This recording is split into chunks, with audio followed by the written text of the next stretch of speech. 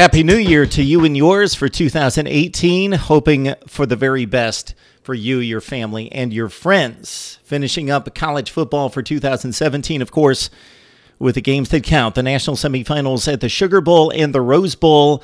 Oklahoma, Georgia, Alabama taking on Clemson. We have knocked out a series here at Mark Rogers TV during the postseason of 2017, looking at some of the major bowl games and the major teams and their bowl history. And it's been quite interesting. So the Sugar Bowl, of course, before 2014, sometimes counted toward a national championship, sometimes it did not. It has, for many, many decades, involved the SEC champion, typically unless that team was playing in recent years in the BCS championship game. This year, of course, we've got the trilogy, Alabama and Clemson at the Sugar Bowl in New Orleans. And Alabama coming off an 11-1 campaign in which they did not win the SEC championship versus the ACC champion Clemson Tigers at 12-1, winning over Miami 38-3 to finish at 12-1. Clemson's bowl history at 22-19, they are 6-1 against the money line. 6-1 straight up as an underdog under Dabo Swinney in their last 7 postseason games. So think back to the 2012 Chick-fil-A Bowl against LSU, winning that game 25-24. Then they beat Ohio State in the Orange Bowl. Then they beat Oklahoma back-to-back in the Russell Athletic Bowl, and then in the national semifinal playoff game at the Orange Bowl the next season. Then they lost the national championship. That was the one game that they lost as an underdog outright. They have beaten Vegas each and every time, and then, of course, winning the national championship, winning over Ohio State and Alabama last year. All right, we've got to take it all the way back to the 1940 Cotton Bowl, in which Clemson won its first bowl game ever, defeating Boston College, a current ACC rival, 6-3. Frank Howard, then the coach at Clemson, had a decent run. He went 3-3 in bowl games, winning the 1949 Gator Bowl over Mizzou, defeated Miami in the 51 Orange Bowl, and then the 59 Blue Bonnet Bowl over TCU. We move it ahead as Clemson didn't really play in that many meaningful bowl games or bowl games at all between the late 50s and the late 70s. Usher in the Danny Ford era, which of course brought Clemson its first national championship. But before that, Danny Ford won his first bowl game against Ohio State in 1978, the Gator Bowl. A fairly insignificant bowl. Ohio State was coming off one of its worst seasons in recent memory at 7-3-1, a team that throughout the 70s competed for the national championship, and Clemson kind of emerging onto the scene, had a really good season at 10-1, but that was the Woody Hayes game. Late in the game, Clemson winning 17-15. Charlie Ballman, linebacker, intercepted the pass off Art Schleichter. Look it up on YouTube if you're unfamiliar with what I'm talking about. You probably have heard the lore. Woody Hayes, one of the great all-time coaches, with Ballman running to the sideline, having clinched with the interception with Ohio State driving down the field, clinching the victory for Clemson. Woody Hayes lifts Ballman's helmet and gets a bit of a jab in under the face mask. And that was Woody Hayes' last game at Ohio State. All right, back to Clemson history. Danny Ford won 6 of 8 bowl games.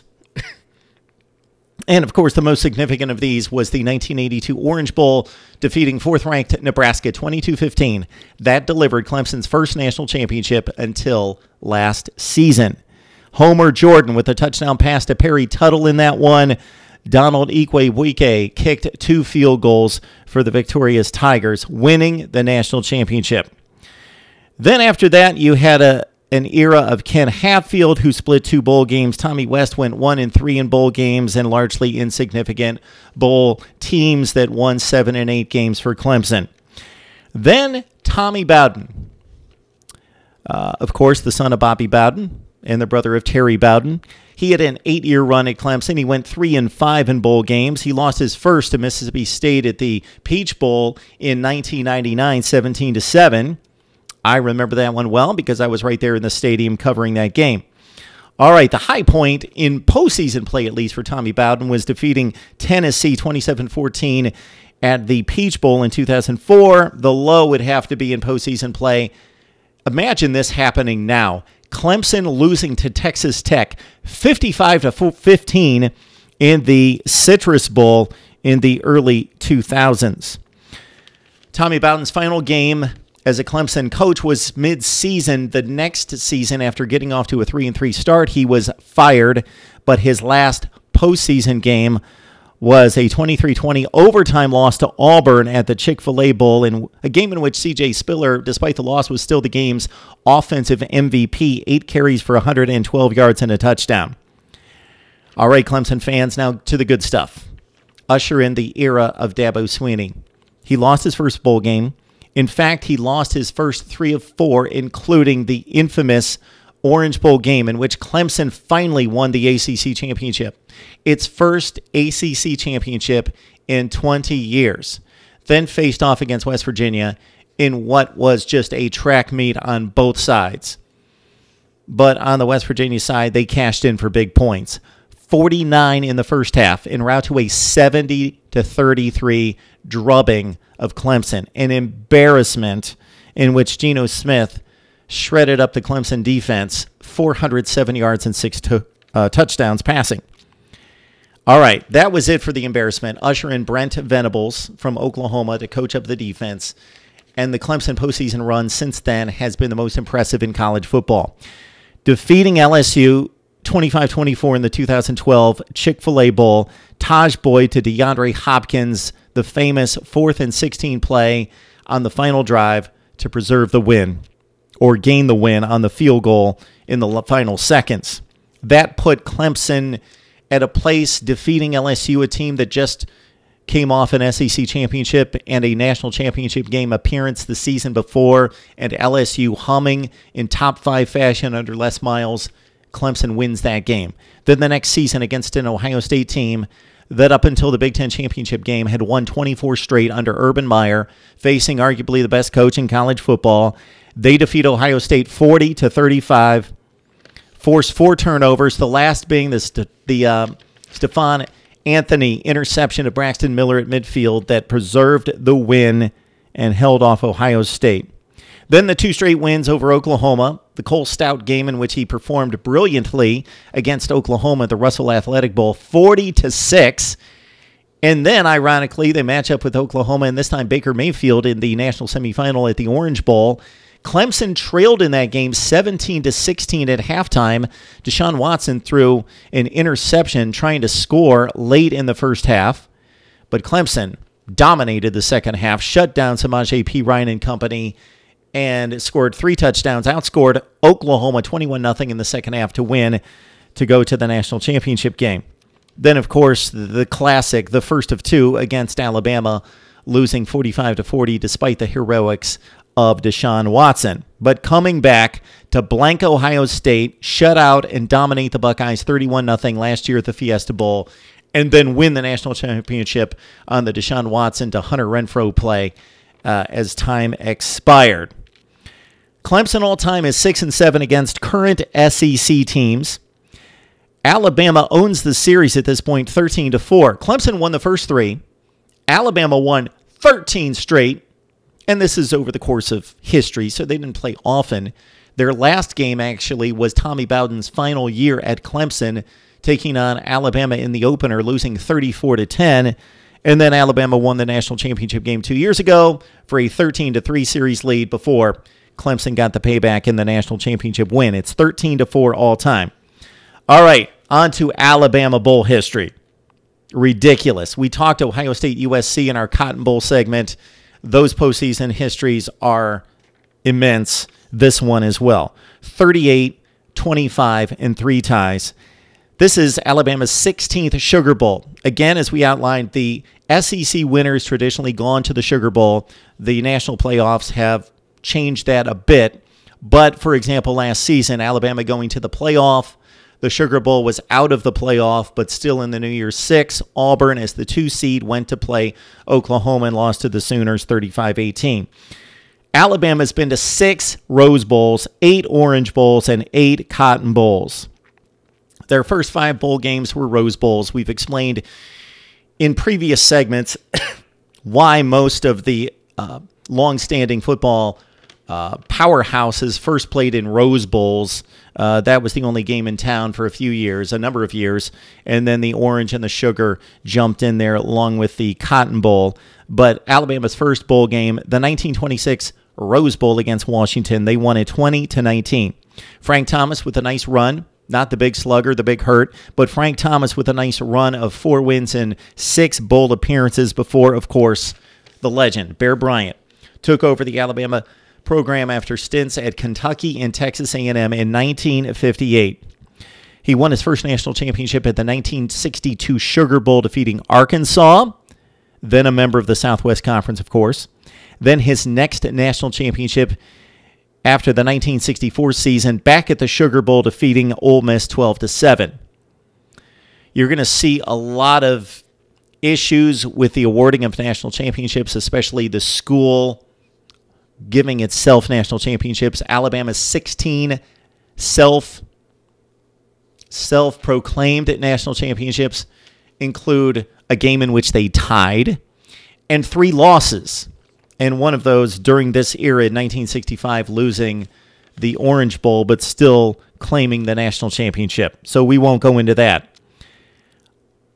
I bet most Alabama fans would be unaware that there was a stretch in the late 60s into the mid-70s where Alabama went 0-7-1.